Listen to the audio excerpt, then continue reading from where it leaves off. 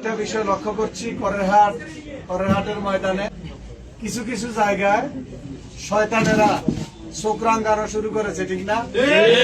বাংলাদেশে 11 দল একত্রিত হয়েছে, তাদের এখন মাথা খারাপ। 11 দলের মধ্যে সরমনাই সহ খেলাফত মজলিস, এনসিপি সহ। এনসিপি বলতে কারা? আগে আমাদের আসাদ ভাই যেটা বলছে, এই ছাত্র ছাত্রী যারা, এরা এনসিপি। বাংলাদেশ জামাত ইসলামী বাংলাদেশের দ্বিতীয় স্বাধীনতা 24 জুলাই যে আন্দোলন হয়েছে, সে আন্দোলনে একমাত্র নেতৃত্ব দিয়েছে জামাতে ইসলামী এবং ইসলামী ছাত্র শিবির। আজকে যারা আসছে তারা তখন ঘুমিয়েছিল, তারা লেপের তলে ছিল, ঠিক কিনা? তারা লেপের তলে থেকে এখন আমাদেরকে চোখ রাঙাবে।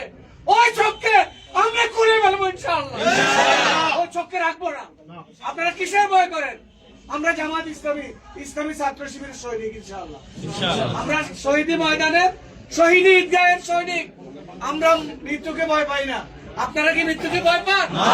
তাহলে এই সকল চোখ রাঙ্গানিকে আপনারা ভয় পাবেন না।